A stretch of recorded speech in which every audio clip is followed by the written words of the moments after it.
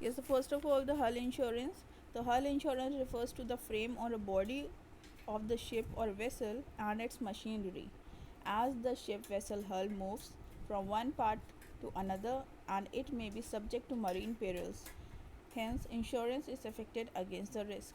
तो हल इंश्योरेंस में आपकी पूरी शिप इंश्योर होती है विद द मशीनरी, जो भी उसके अंदर मशीनरी फिट होती है और जो उसकी बॉडी फ्रेम होता है, जितनी बड़ी शिप है उसका जो पूरा इंश्योरेंस होता है, डैट इज़ कॉल्ड द हल insurance.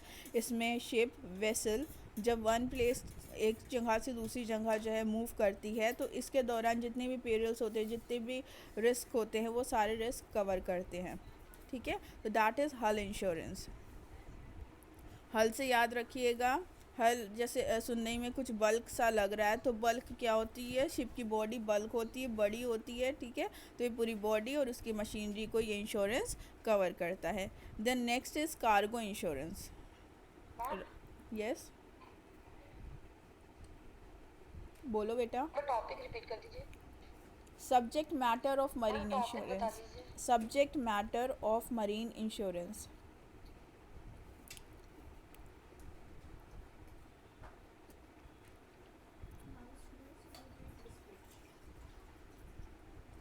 Subject matter of marine insurance means कि जब मरीन इंश्योरेंस आप करा रहे हो तो उसके अंदर ये तो किस. बुक में लिख ही नहीं रहा है. अरे नहीं दिख रहा है तो तुम लोग कवर कर लो ना, हम करा रहे हैं, कर लो उसको. Classification of marine insurance. एक एक करके बोलो, क्लियर नहीं हो रही आवाज़, बोलो. कोई और भी कुछ कह रहा था, बोलो बेटा. नहीं, मैं उसको बता रहे थे कि मतलब क्लासिफिकेशन के नाम से में. अच्छा अच्छा, हाँ तो हम दूसरी बुक से पढ़ा रहे हैं ना, वो बुक मेरे पास अभी है नहीं करंटली. ठीक है, क्लासिफिकेशन के नाम से देखो, जो भी चीज़ें पढ़ रहे हो तुम लोग उसको बस नोट डाउन कर लो कहीं पे, और किसी भी बुक से पढ़ो, इट डजेंट मैटर. ठीक है, बस पढ़ा हुआ होना चाहिए कि एमसीक्यूज आए तो तुम लोग कर लो.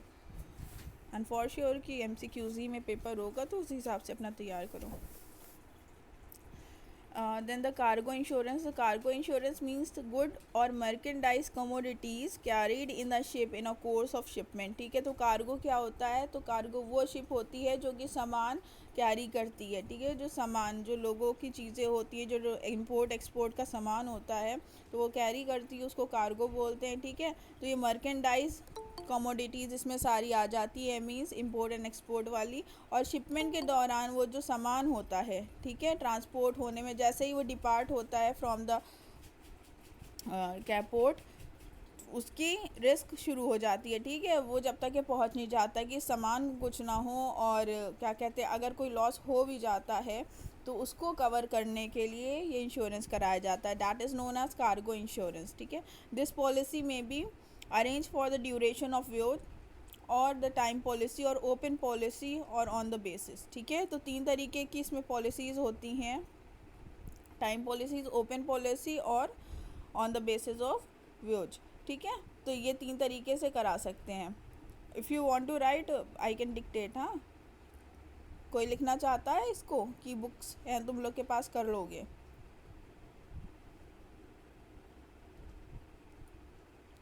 चलो बहरहाल, freight insurance. Now the freight insurance है.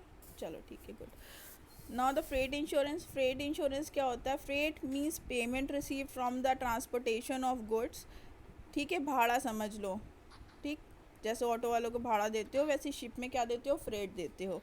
ठीक, तो इसका जो पेमेंट रिसीव होता है from the transportation of good, जो सामान का जो है वो होता है ट्रांसपोर्ट किया जाता है, उससे जो भाड़ा रिसीव होता है तो उसको हम फ्रेट बोलते हैं. तो freight receive to protect the freight purchases and the freight insurance policy, कि वो आपका भाड़ा ना मरे. ठीक है, वो कोई ना खा जाए बीच में से, उसको इंश्योर कराने के लिए इसका इंश्योरेंस कराया जाता है. क्योंकि बहुत छोटा मोटा अमाउंट होता नहीं, बहुत बल्क अमाउंट होता है, इसमें बड़े बड़े कंसाइनमेंट्स जो है वो होते हैं, इन्वॉल्व होते हैं. अगर कंसाइनमेंट हो, वेज अकाउंट पढ़ा हुआ होगा तुम लोगों ने फर्स्ट ईयर में, तो याद होगा कि इसमें बहुत सारे, बहुत मतलब huge amount of rupees involve होते हैं. तो इसी वजह से इसका भी इंश्योरेंस कराया जाता है, जिसको हम फ्रेट इंश्योरेंस कहते हैं. ठीक है, तो ये तुम लोग के तीन सब्जेक्ट ऑफ मैटर हो गए.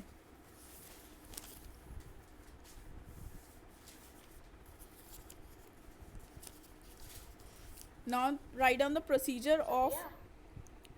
Yes,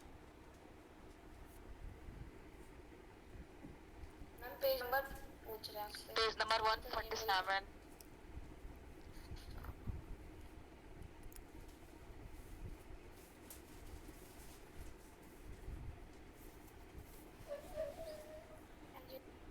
okay, now the procedure of marine insurance या मरीन पॉलिसी, इसका क्या प्रोसीजर होता है, किस तरीके से हम लोग इसको इंश्योर करा सकते हैं, पहला स्टेप क्या होता है और लास्ट स्टेप क्या होता है, ठीक है। तो पहला जो है marine insurance by insurance company, ठीक है। इंश्योरेंस कंपनी के थ्रू जो कराया जाएगा उसका प्रोसीजर अलग होता है, एंड लॉर्ड्स मरीन इंश्योरेंस एक ये अलग है, ठीक है। तो पहला हम लोग पढ़ेंगे marine insurance by insurance company. तो write down the first heading step by step, इसका एक फ्लो चार्ट भी बना सकते हो, ठीक है। एक के बाद एक सारे स्टेप लिख लो एरो बना बना के, तो याद रहेगा। पहला लिख लो selection of insurance company, selection of insurance company.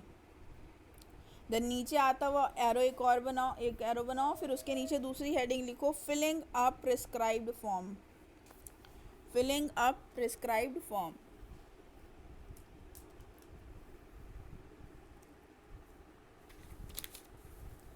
Then third लिखो acceptance of offer and payment of premium, acceptance of offer and payment of premium. Ma'am book में तो हेडिंग दी भी नहीं है। अरे तो लिख लो ना, बता तो रहे हैं।